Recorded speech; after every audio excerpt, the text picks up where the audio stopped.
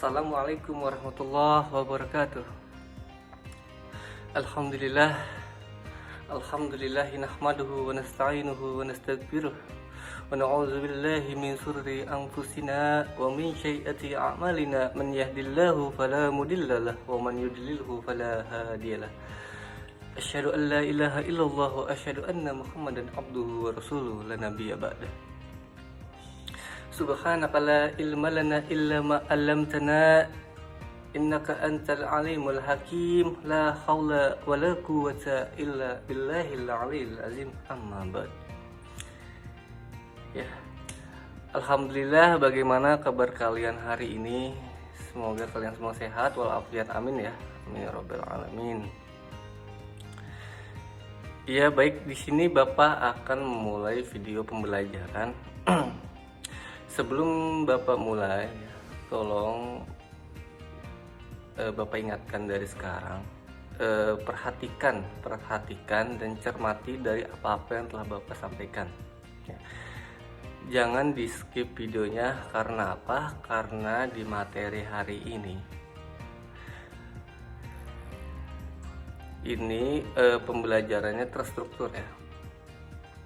Itu tersusun, jadi nggak bisa di skip videonya, jadi harus tonton sampai tuntas semua. Oke, baik, terima kasih. Baik, Bapak akan memulai.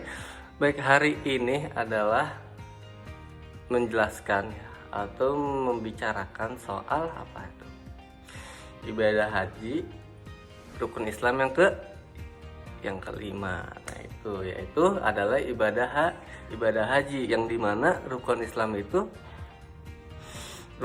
yang kelima itu menyebutkan bahwasanya ibadah haji jika mampu. Nah, ya, tanda kutip jika mampu, yang dimana jika mampu itu kita dianjurkan untuk melaksanakan ibadah haji. Apa sih itu haji? Haji itu lebih jelas ya, lebih detail itu secara bahasa Arab itu artinya al-hajj atau berangkat kemana? Berangkat ke Baitullah. Apa itu Baitullah? Yaitu Ka'bah. Baitullah itu dalam artian rumahnya Allah gitu. Bait itu kan rumah gitu ya. Allah itu Baitullah itu Allah itu. Jadi Baitullah itu rumah Allah, yang dimana biasanya disebutkan itu adalah Ka'bah, yang dimana Ka'bah ini adalah kiblat para umat muslim gitu. Baik. Nah, baik, di sini Bapak akan memulai bagaimana tata cara untuk melaksanakan ibadah haji. Nah, cara yang pertama yakni adalah membaca niat dan memakai pakaian ihram. Nah, yang dimana membaca niat dan memakai ihram ini ada tempatnya.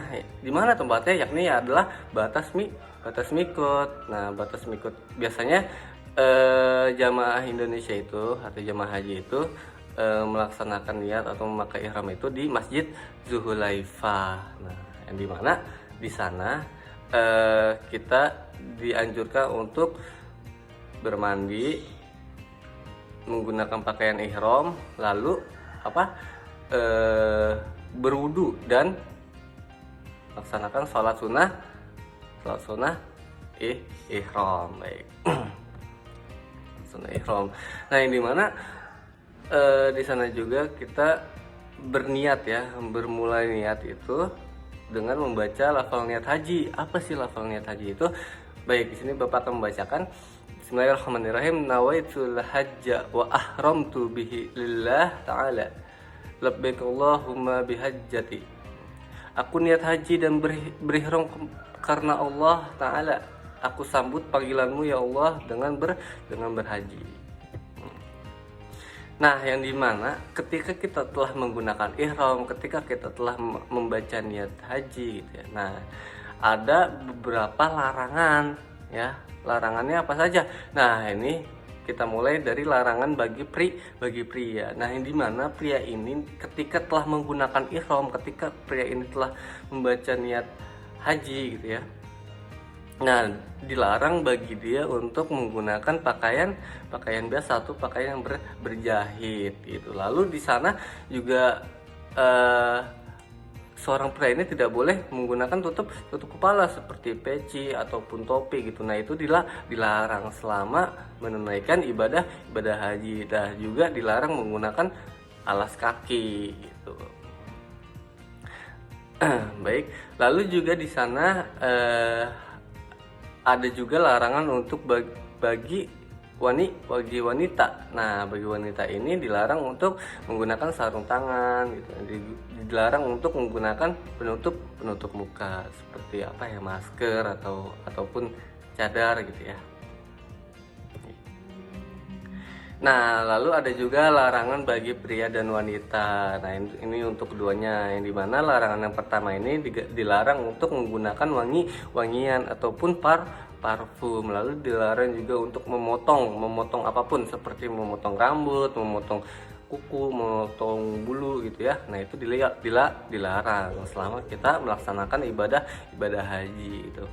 Lalu di sana juga kita dilarang untuk membunuh hewan gitu ya. Lalu dilarang juga menggunakan perhiasan seperti kalung, gelang gitu. Nah, itu dilarang. Lalu dilarang juga untuk berhubungan. Nah, yang dimana maupun itu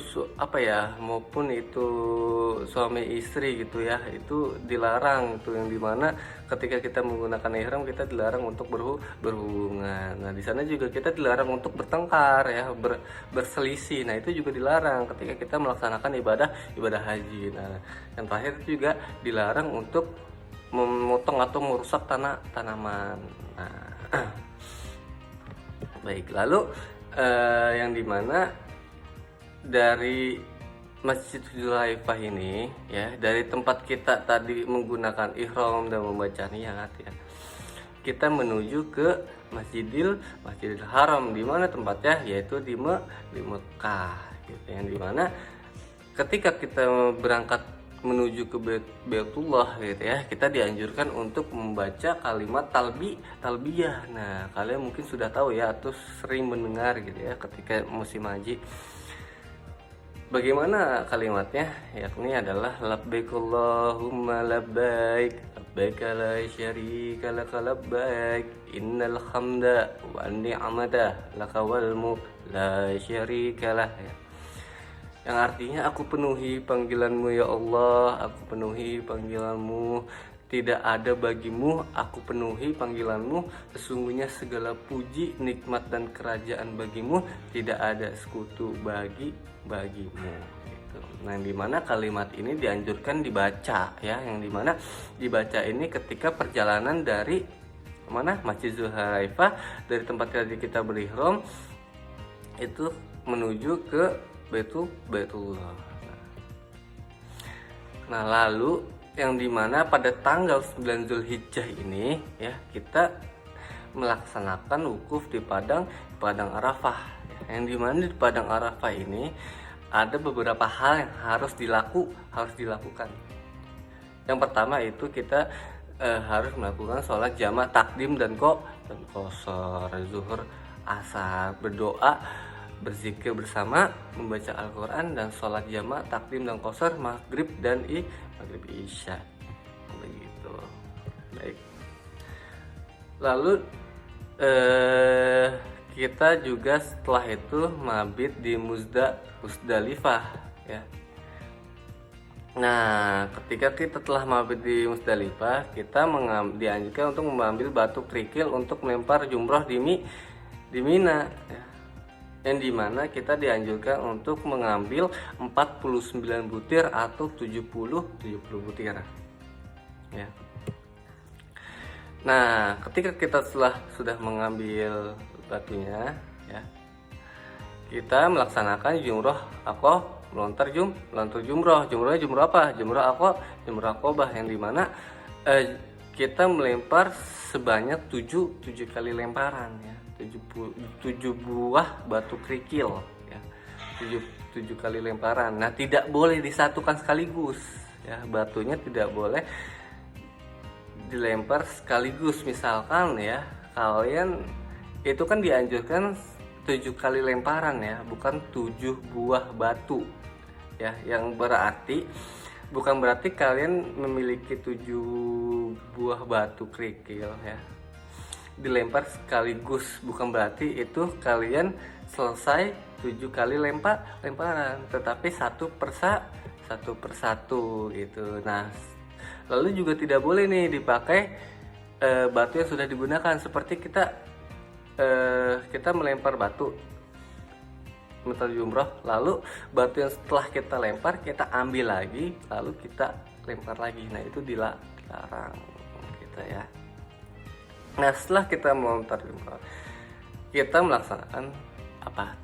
Tahallul lah. Nah, biasa ini cowok-cowok Indonesia ini agak males gitu ya. Soalnya kenapa? Soalnya mungkin ya, memang tahallul itu tidak diwajibkan untuk mencukur sampai botak gitu ya. Nah, yang dimana sunahnya itu kita para pria gitu ya dianjurkan sampai botak. Nah, karena itu sunahnya gitu.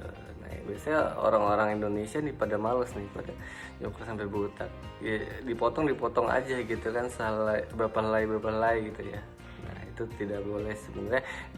Lebih baiknya itu kita cukur sampai botak. Nah, lalu juga wanita juga harus tahallul gitu. Tahannya pria gitu. Nah, setelah tahallul, dimana semua itu sudah terlepas ya, sudah terlepas dari ihram ya. Nah, lalu setelah tahallul kita melaksanakan tawaf wada ya, yang dimana kita sebelum melakukan tawaf itu dianjurkan untuk berwudu terlebih dahulu, lalu kita memasuki Masjidil Haram ya, yang dimana di Masjidil Haram ini ada beberapa pintu ya, ada pintu Raja Fahad, ada pintu Raja Abdul Aziz, ada pintu Sofa, ada pintu Marwah, ada pintu Al-Fat, ada pintu Umrah gitu. Nah, ada satu pintu yang disunahkan oleh Rasul ya untuk dimasuki, yaitu pintu Assalam atau babus salam gitu kan. Memasuki Baitullah melalui Masjidil Haram melalui pintu Assalam atau babus salam ya. Nah, yang dimana ketika kita melakukan tawaf ya, ketika kita ingin melakukan tawaf ya, kita mengucapkan doa terlebih dahulu. Bagaimana doanya? Yakni adalah Bismillah wassalatu wassalamu ala Rasulullah Allahumma al-fatli abwaab rahmati. Lalu setelah itu jamaah mulailah tawaf gitu. Dimana tawaf ini juga memiliki beberapa cara. Nah, yang dimana untuk jamaah pria ini ya, untuk 1-3 putaran ya dianjurkan untuk lari-lari kecil ya, dimulai dari sudut Hajar Aswad. Nah, untuk putaran yang keempat dan ketujuh sampai ketujuh, nah itu baru jalan biasa. Nah, itu untuk jamaah laki-laki gitu ya. Lalu untuk jamaah wanita, nah tidak ada lari-lari kecil ya. Jadi semua jalan gitu dari putaran pertama sampai ketujuh. Nah, itu untuk jamaah perempuan itu tidak ada lari-lari kecil. Nah, semua dianjurkan untuk berjalan. Baik. Lalu setelah tawaf kita melaksanakan yaitu adalah sa'i. Apa itu sa'i? Sa'i itu adalah berlari-lari kecil dari Bukit Sofa sampai ke Marwah, yang dimana dimulai dari Sofa ke Marwah diakhiri dari Sofa ke Marwah juga. Baik, 7 putaran. Ingat ya, 7 putaran. Tadi tawaf 7 putaran, sa'i 7 putaran juga. Baik. Nah, setelah itu kita melontar jumroh di mana? Di Mina. Nah, 7 buah. Nah, kita melempar 7 buah batu kerikil di beberapa jumroh, yaitu jumroh wusta, jumroh ula, jumroh aqobah gitu. Tapi diawali dari jumroh ula, jumroh wusta, lalu jumroh aqobah. Baik. Nah, setelah kita melontar jumroh, lalu kita eh, akhiri dengan tawaf wada. Nah, yang dimana biasanya diartikan tawaf perpisahan ya. Nah, tawaf ini tawaf perpisahan atau tawaf terakhir gitu, yang dimana semua diakhiri dari tawaf ini gitu. Jadi setelah itu kita boleh melepas atau bolehlah ya berbaju bebas gitu ya, nggak pakai baju biasa juga nggak apa-apa gitu, mau pakai mau memakai masker atau memakai apa gitu ya, nggak apa-apa, itu tidak dikenakan denda atau dam ya. Nah, seperti itu. Baik, sudah jelas ya semuanya ya, bagaimana tata cara untuk melaksanakan ibadah haji ya. Lalu apa-apa yang dilarang semua sudah jelas ya. Tolong untuk kalian yang menonton video ini tidak dianjurkan untuk di skip ya. Tonton dari awal sampai tuntas, karena semua ini memiliki susunan cara untuk melaksanakan ibadah haji. Tidak hanya sembarangan gitu ya, dari semisal dari sa'i lalu ke tawaf lalu ya tahalul, semua itu memiliki susunannya sendiri ya. Jadi kalian tolong disimak dari awal ya. Baik, tugas untuk kalian di pertemuan selanjutnya ya, dengarkan ya. Baik, tugas yang pertama ya, mungkin Bapak ingin tanyakan bagaimana ya. Ingat, yang pertama tugas untuk kalian di pertemuan minggu depan, tolong bacakan niat ihram ya, ihram. Lalu yang kedua, bacakan doa kalimat talbiyah ya. Nah, itu baru dua ya. Lalu yang terakhir, yang ketiga, tolong untuk kalian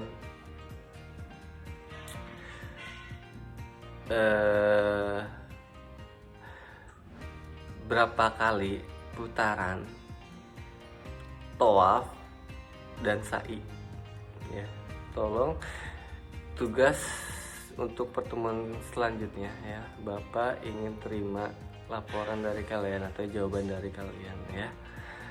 Jika kalian benar jawabannya, berarti kalian menyimak dari video ini ya. Bapak harap semuanya menyimak, semuanya paham. Baik, lalu mungkin ada yang ingin ditanyakan, nanti bisa langsung hubungi Bapak ya, WA Bapak ya. Mungkin ada beberapa hal yang tidak jelas dari penjelasan Bapak ini, bisa langsung hubungi Bapak melalui WhatsApp ya.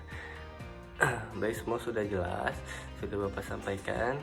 Tolong tugasnya diselesaikan ya. Bapak harap semuanya mengerjakan. Baik, mungkin ya materi yang Bapak sampaikan sampai sini ya. Mungkin jika ada kesalahan atau salah kata dari mulut Bapak, tolong dimaafkan.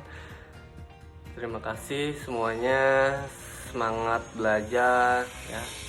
Semoga hari-hari kalian ceria, tidak ada yang suntuk gitu ya. Baik, terima kasih semuanya. Assalamualaikum warahmatullahi wabarakatuh.